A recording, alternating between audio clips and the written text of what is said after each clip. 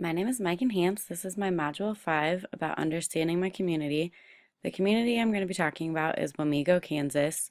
The school district there is USD 320, and I specifically teach at Central Elementary School. The customs and traditions of this town and school system. It's a small town. There's one high school, one middle school, one upper elementary with 3 to 5 grades, and then one lower elementary, which is the school I work at, which is K to 2. It's a rural area. There's one little small town area with different stores and more of the retail side, but the rest of the town is mostly rural. It's predominantly white students. In my school, there's only about 5 to 8 non-white students. In the whole town, it's 94% white. Lower class to working middle class families. Many are uneducated parents or families as a whole. The majority of the voters are Republican. Um, as far as change goes, depending on what's being changed, it's handled in different ways, usually well by most people. Um, as far as changes to education or curriculum go from the state, it's mostly accepted. I'm not sure if it's mostly accepted just because people are in favor of it or because they are unaware of what the changes are or what they mean. Population characteristics. Population of Wamego is 4,603 people. 47.6% of those people are male and 52.4 are female. The median age is 30. Um,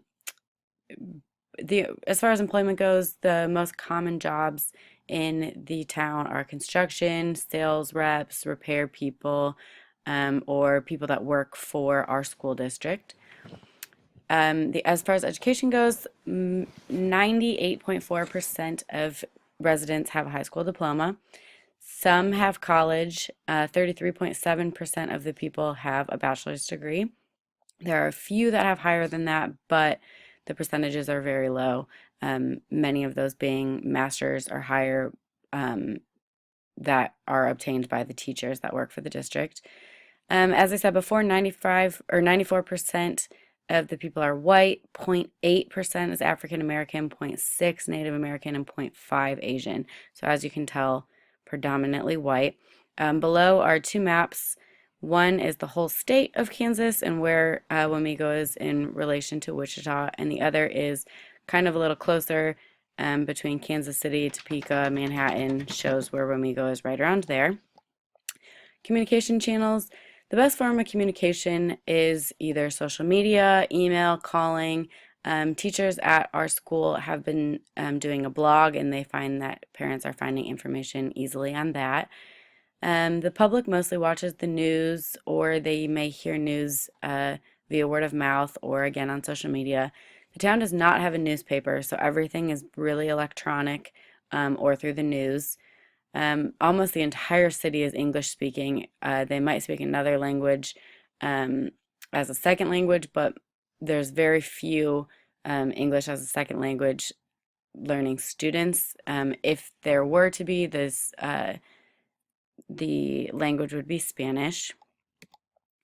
Community groups, 4-H and FFA are a big one. Like I said, it's a rural town, kind of a lot of farming lands. There's also a lot of church groups. Wednesday night, kind of everything, activities have to stop at a certain time because people go to church on Wednesday nights. There's also parent support groups. Not necessarily in the town, but they kind of team up with neighboring bigger towns and have these support groups. Sports are a huge thing, whether it's through the high school or middle school or like club teams. Also, there's a Lions Club. Leadership, the school board, all members are very well respected. There's not a ton of turnover in the school board, so people really trust these people. Administration teams are very well respected and are looked at as leaders as well. The town of Wamego is run by the city commission, so it's made up of 5 elected officials. There's one person that's kind of the face of it all, but there is 5 people. Also, business owners and well-educated citizens that might own their own business or doctor's offices, eye doctors, things like that. Those people are very well respected and their opinions are looked at highly. The pictures below, though the group of picture is the school board. Below that is the superintendent, and then I put my administrator on there as well, but all of the school administrators are really looked at highly. Community leaders' characteristics. I would say the leaders attend most of the events in the community, whether that's a sporting event or a barbecue or something like that. They also either help host or volunteer for these events. These people are easily accessible, educated, and well informed of the things that are going on in the town. You kind of get a small town feel, so everybody knows everybody, at least who they are, so they're easier to talk to. They also promote positive changes or decisions to benefit the community and the individuals involved. This related to Standard 6 because the administrators are always actively making decisions that promote the success of all students in whatever way they are doing that.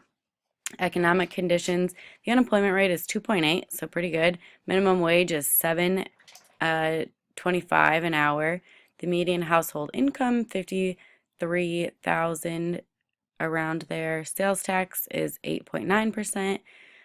Previously, the land that is in Wamego was used for farming. People had a lot of acres on their property. More recently, this land is being bought and they're building housing developments on there. So the population is kind of increasing a little bit. There's more families coming in. Since it is such a small town, many of the residents work in the surrounding towns that are bigger, not right in Wamego. But Wamego does have a Chamber of Commerce and a city hall located right in town. The courthouse is actually located in a different town, so not right in town there. The picture on the right-hand side is the city hall that's located right down on Main Street. Political structure. Decisions are made with what's best for the community in mind. We do have to think about the lower socioeconomic status and the level of the education of people. Politics and education are not separated. We kind of need the politics to help with the school funding and involvement there, so they are pretty together. Wamego School District continues to grow, so the assessed valuation is around 81 million, which is a 5% increase from last year. Central's building, which is my school on the left, is the newest renovated building. And then on the right, West, which is the 3 to 5 building, was renovated about 8 years ago. So the buildings are all looking pretty new. Renovations have been done. Even if it wasn't full renovations, smaller little things have been done as well. Social tensions, there's no gangs or interracial confrontation. Like I said, the majority of people are Caucasian. Wamego used to be heavily involved with drugs, so there's still some tension towards those families. A lot of times the families don't move away from Wamego, so they are still in town. Lower class families may look at some of the higher socioeconomic families unfairly, wanting what they have, but I think that's pretty common in most towns. Extra sources of information. If you do have children in the school system, most of the information will come from, like I mentioned before, emails, calls, blogs, the websites. There's also the city websites.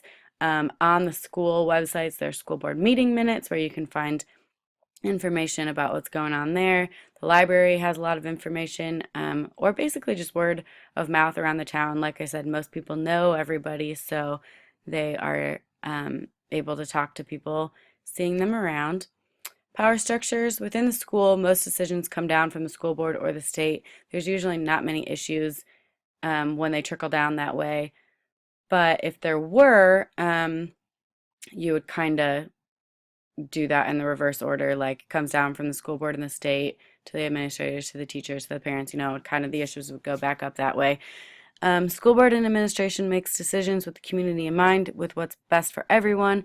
This relates to Standard 4, promoting the success of all students in relation to the community and the community needs as well.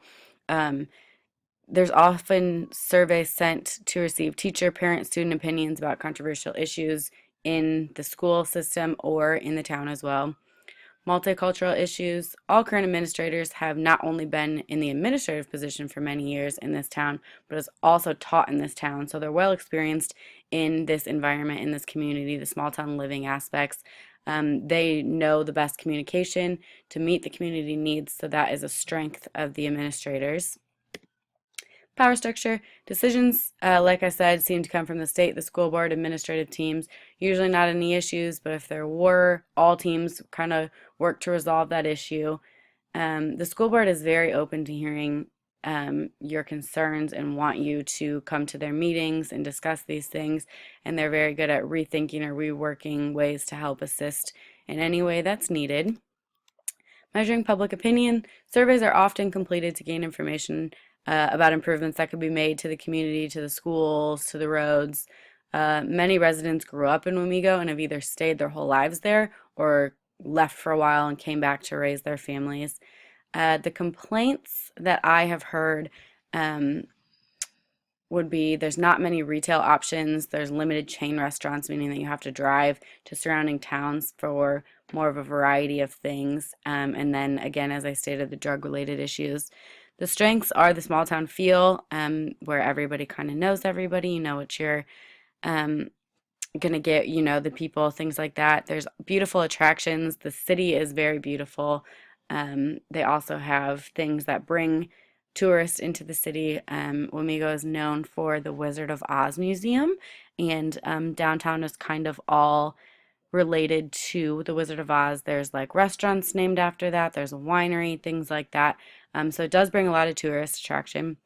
And the school system is a big strength for the town. Public opinion surveys. Surveys are given, this is my second year working in this district, and I've taken several surveys. The ones I've taken have all been either mail questionnaires or pencil and paper that we've gotten down from the school board. But there's also phone interviews that, depending on what it is, you could get. The school sends surveys mostly about bullying and school improvements. I've seen town surveys about different roads or intersection needs, businesses that you'd like to see, things like that are all things that are given via survey.